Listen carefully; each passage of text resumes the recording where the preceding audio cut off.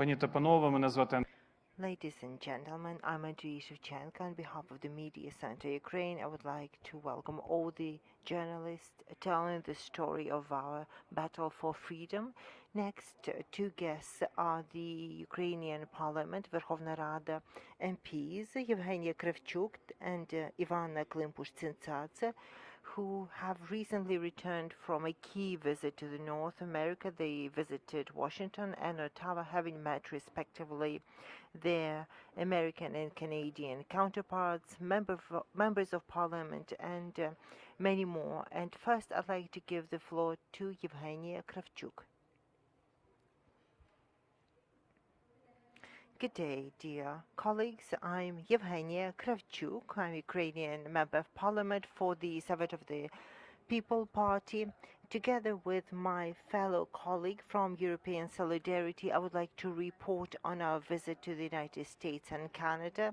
There were 5 female MP making the visit. We had very good visits on the Hill, in Congress, with the representatives of the House of Representatives and representatives, members of Senate.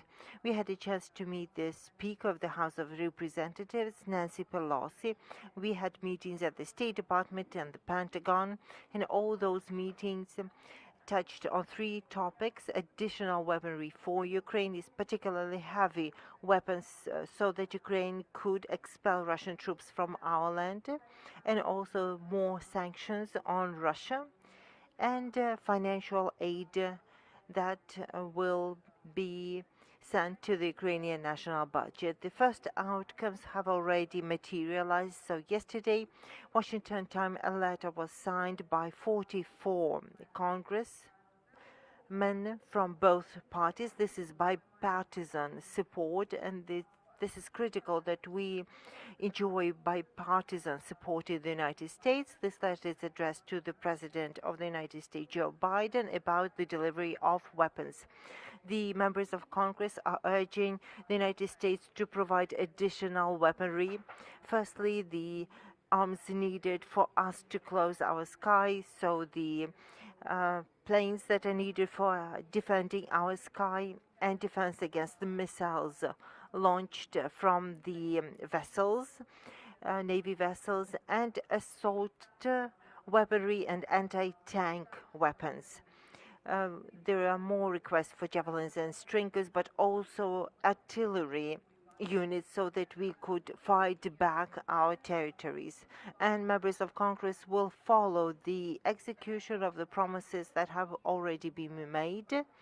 And 300 million aid has already been announced. Will that suffice? It won't. We will continue working to secure more weapons to secure our victory, as we as the delegation are certain that we can only bring this war with the complete victory of Ukraine. I'm passing the floor to Ivanna Klympush-Tsintsadze, a Member of Parliament for European Solidarity Party. Would you like to follow up? Greetings. I'd like to underscore that this visit was a multi-partisan visit. Several parties from the Ukrainian Parliament made this visit, pursuing one goal, being defense of Ukraine, and we appreciate the bipartisan support we've enjoyed in the United States and multi-partisan support we've enjoyed in Canada. We had key meetings in Canada, 2 starting with the Prime Minister Trudeau and Deputy Prime Minister, Minister of Finance, Christina Freeland. We met several representatives from the Ministry of Immigration, Ministry of Foreign Affairs and International Aid, and our fellow MPs from Senate, from the House of Representatives too. So we can affirm that the 3 key components that we scored, sanctions, more weapons and financial aid to Ukraine, have been reflected in the decisions made by the Canadian Parliament.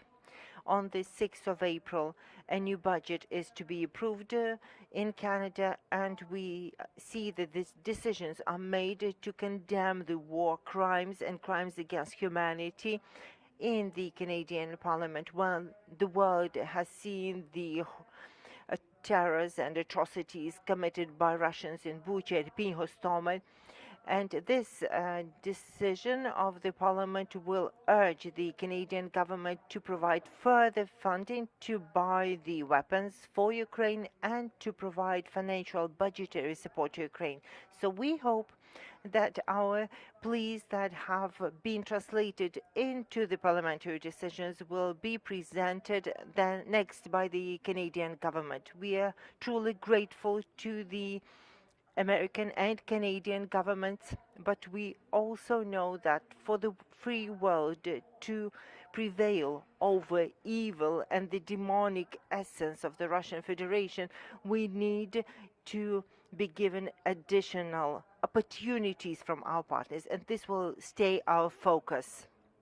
We'll be ready to take questions from the audience, but now I would like to ask you to go into more details on the weapons supply.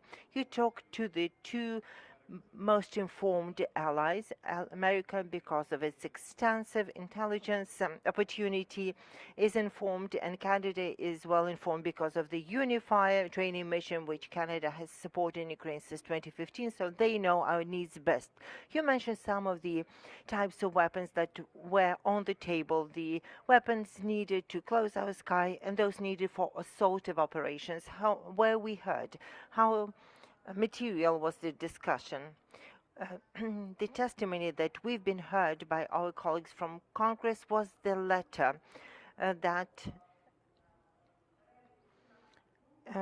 incorporates the 17-point list that Ukraine is seeking from the civilized world. The United States are in a position to help, and this will not just be the weaponry available in the US or Canada, as purchases can be made in European countries, and we've urged the Canadian government to allocate budgetary funds in their new budget so that the weapons could be bought where it is available. And Russians, meanwhile, are also shopping around trying to buy all the weapons that they can. We cannot disclose the details and the promises. We need to wait for the official statements to come, both from the DoD, the Pentagon, and the Ministry of Defense of Ukraine. And we can reveal that these conversations have been very specific, and we urged our colleagues that this should happen as fast as it can, because quick decisions, no red tape, mean our victory. And if I could follow up about a major component that was on the table during the conversations, and in particular I mean the sanctions, because the United States and Canada are spearheading the sanctions that have already been imposed on the aggressor country, on the rogue state, and those that will be upcoming. And it is up to them to bring other countries on board, in particular the EU countries. As for the embargo on oil, gas, and coal from Russian Federation, we know that 700 million euros are spent daily by the EU to pay Russia for the fossil fuels, and that is unacceptable, because by doing so they are supporting the terrorist operations of Russia in Ukraine. Moreover, we've talked about the necessity to close all the loopholes in the banking system of the Russian Federation. Just 6 Russian banks have so far been sanctioned, meaning that out of 333, a vast number remains that those need to be sanctioned. There's more readiness on the part of Canada to follow this list. There's readiness to consider the possibility in the United States too, but to disconnect these banks from SWIFT payment system.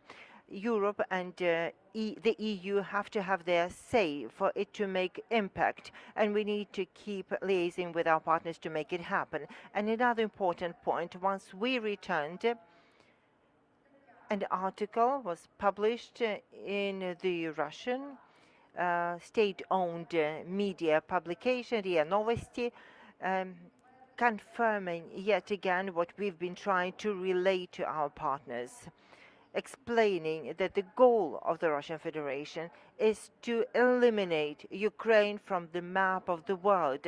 And we have received a verbalized confirmation, black on white, when Russia has stated that it doesn't only seek to denazify Ukraine, but it seeks to de-Ukrainianize Ukraine.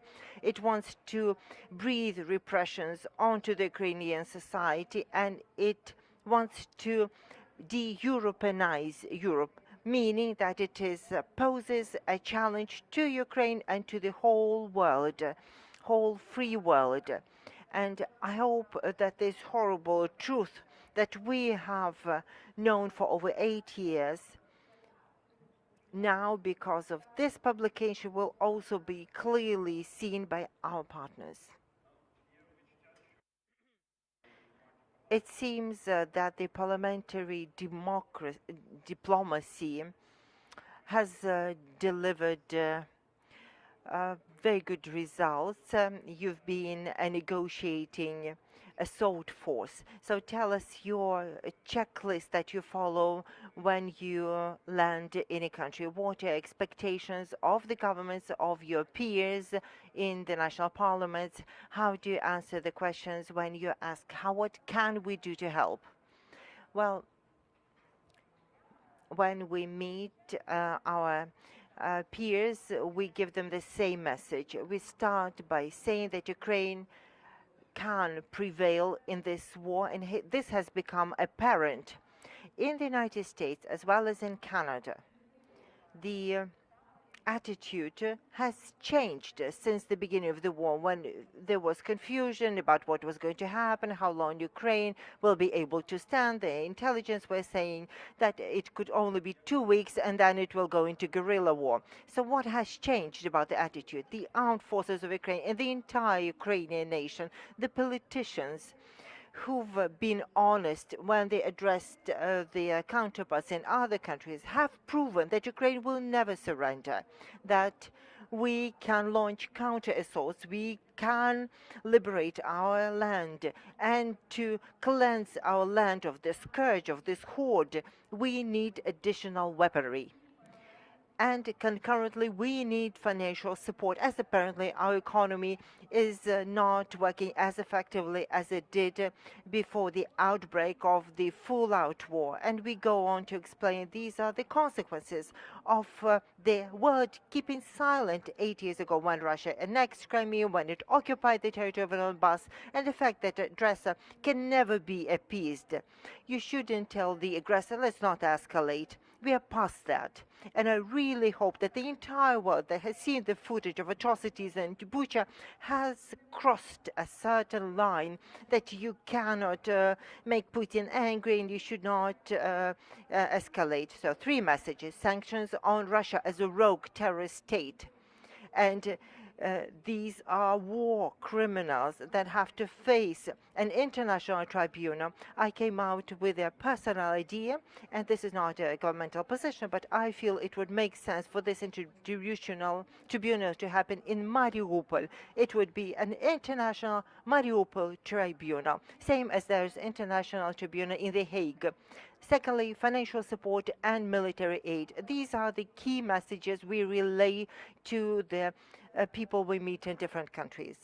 There are more detail there, as certainly we talked about full isolation of Russian Federation on all international fora, and we see how incapable a lot of international organizations have proven to be, who had to be up to the challenges that the world is facing. The Organization for Security and Cooperation in Europe, the UN, and other international institutions. And we feel that Russian Federation has to be formally expelled, and we also mean all the cultural, financial, and sporting forums. I'm very grateful to the Prime Minister Trudeau when we suggested during the meeting what we feel that Russia should be expelled from the G20 group, as it has been expelled from the G8 group. It's now shrunk to G7. Immediately afterwards, during the press conference, he voiced the suggestion. Not all the G20 countries are prepared at this point, but I'm definitely certain that by working together through the Canadians who have extensive experience of building alliances, we'll be able to prevail and make sure Russia will not stay in the club of the global economies of the world and sit around the table with the civilized countries. My last question. This is the 41st day of full-scale invasion. When you are asked what were the most memorable moments of the days, what do you see? Firstly, people will think that these will be the massacred bodies from Bucha, but what I remember is a photo of one of the Ukrainian photographer of a granny. It was also Bucha or Irpin. She's holding a slice of bread and she hasn't eaten bread for almost 40 days. Her mobile is discharged and it's not loading, and people are spreading the photograph to try to trace her family. For me, these are a number of photographs of children we have been seeing within these 41 days. I'm certain that the world has no moral right to forgive, to allow these devils incarnate, this scum, to expand, as we know full well that the Russian onslaught will not stop in Ukraine. If the world doesn't stop this onslaught with our nation, with our armed forces, with the unified society, if we don't stop Putin in Ukraine, then Russia will bring this horror onto other lands. And another important thing I'd like to say, it isn't Putin murdering us, it's Russia murdering our people. The Russian soldiers kill. It's the Russian society that kill with their silent, acquiescent, either supporting action or just keeping silent. And that has to be made crystal clear. There are no good Russians. Ivanna, Klympush-Tsintsadze, Yevheniia, Kravchuk, Ukrainian members of parliament. Thank you.